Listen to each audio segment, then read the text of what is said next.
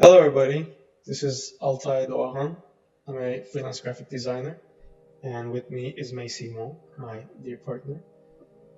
She does my motion graphics for different projects, and we had the pleasure of working together, me as her art director, in a recent one this year, which was similar to this, yet I wanted to create a new one where it's only me designing, so that I could run through my generic process, so to say, to lead me and guide me through how I go about solving problems.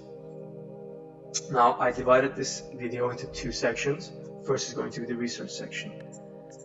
This is how I do things. I take the brief, I try to understand what it is, and I try to use language which can be transformed into visuals, mostly adjectives, so you might be able to see and pick apart a few of them here.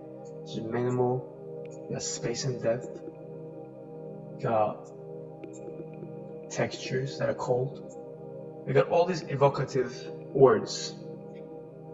This is the purpose of me writing, for example, what is aesthetics of techno. Here I'm explaining what techno genre is and what it encapsulates, so that I could figure out which styles of art fits best in conveying ideas and emotions to the person. Because that's what the job of design is. The job of design is two things. One, deliver information, and two, package that information in a way that's attractive. Now, I spent 2 days coming up with all these images in this pretend project. So, this is the digital application in different format. This is the third one. So as you can see, it's more industrial. And take a note of the context that I'm having in mind while I place these design objects in quote-unquote the real world, so that you can imagine holding them. And they're not just simple ideas or aesthetic things, but they're real, tangible, interactable interfaces to meaning and information. I muted more of the grungy feel for this, I would say. These things are not absolute. They cannot be. Something cannot be clean and dirty at the same time. It's on a spectrum. All of these art objects take inspiration from all of these art styles, yet they can coexist by me taking different amounts of it and incorporating in them. So you will see that this is, for example, a lot more grungy than the previous one, right? A lot more packed as well. Yes, it's a lot more. The last two. This poster was Swiss design influenced this typography. Well, you can tell that by how tidy it is in some ways, because that's what Swiss design is known for, being able to tidy up a vast amount of information onto a small area.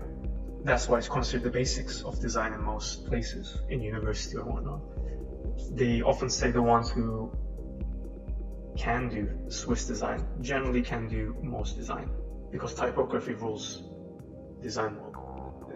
Simply put, if you can work with type, you can work with information, you can make it easily digestible and attractive, well, you're doing most of your job.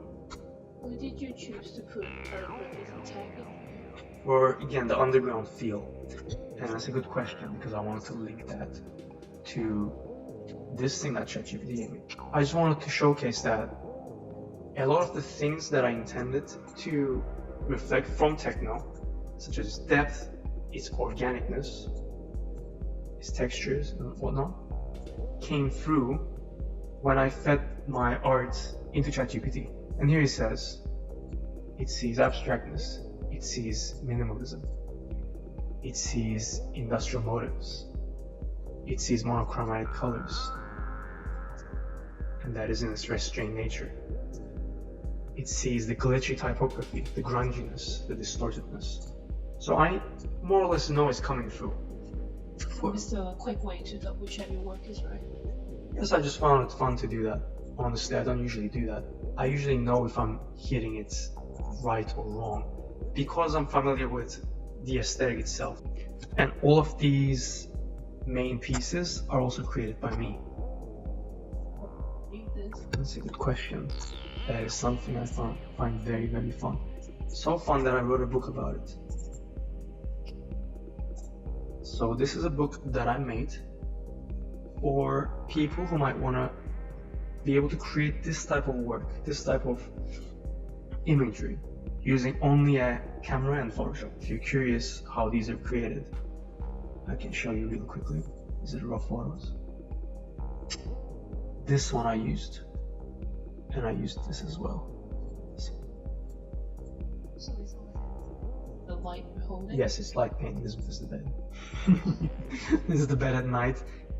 How I do that, I talk about it in this book, which is actually an instructional book, and also an art guide. Now, how do I know this works for techno? Well, because I know the influences that created this art style. I would say it's an art style, and I know that it's in line within that cultural world. I imagine design is something like a flower. Let's draw a flower here. Look at my paint skills. Oh yeah, look at that mouse. This is my flower. So, my flower is the art piece. My flower has graffiti. It has clean type. I'm messing the letters. It has alt title. It has crazy images. Right, this is what you see. This is what you consciously absorb. This is what you don't see. What does that mean? What does each of these things mean? Whereas here's what they might mean. Yeah, what are the roots of the idea? Well, graffiti might mean rebelliousness. Is that how we type it? Yeah. Right? Crazy images. Futurism. Futurism slash tech. Right? So we're talking something that's modern, something that's new, something that's almost more relevant. So we have a duality going on. We have the art object, the design, which is material, and we have the immaterial, the concept, which breeds the design, in fact, which then we connect to. But the first thing that you see is this, the flower, and you're a little bee, and you're attracted to the flower to absorb its pollen. The pollen would be the information in this analogy. The petals in the flower would be the pretense of the design, or how loud it is, or how just appealing it is. And the roots would be, this I can identify with. Now this is subconscious. What do you mean by that? What I mean is that you don't consciously think, graffiti, therefore it's rebellious. Or, it has grungier feeling. You don't think about these consciously. These are implied aspects of design, subsurface of the iceberg. These are iceberg. So ideas form design. Ideas come before doing. And that's how I know if it's gonna work or not, because I know how I'm making this one. I'm gonna tie it to this. How do I know if a design is dope? How do you know that the guy is gonna come up to you and say, oh yeah, that's cool, man? Like what is he actually saying? He says he approves it. He says he can identify with it.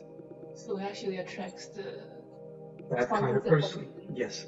I want to know the type of guy who's gonna look at this and say, yes, I know what you're doing. I know what this is about, and that's cool. Because that means it's familiar to them, that they just get it. They say, this is for me. I can understand this. Clubheads. They've seen this kind of stuff all over the place. They know a good one from a bad one. They know when it's legit, because they're in there. Yet, it becomes stale when you keep doing the same thing. So you can't just copy what's out there. I mean, sometimes you can. Sometimes you can get away with it. But you need to add your own spin. And that's what I enjoy doing the most. I like the subversiveness rooted in what is expected. So it's like, you can't just do subversion. It's like, you know, you take someone out on a date, you don't just say, hey, look at my katana collection. You first introduce yourself. And this is my name, this is what I do. Exactly. You have to introduce yourself first. I want something, but you should be more friendly and ask for their name first and what they look like. Yes. You want to introduce what is expected first before you deliver your own spin on it. And that's why you need to first be able to approach the cultural center before subverting it. You need to understand why people like that thing. What we're actually talking about is being in the ballpark of the garden. The garden is the culture. And we're approaching the garden. We have many, many design and art pieces that we can look up online. Well, which ones do I know I want? Let's do that right now. Pinterest. Graphic design posters was one. Graffiti and branding. I was working with combining graffiti art. Where is it? That one. This. So you can kind of tell the similarities, right? Mm-hmm. You can kind of tell.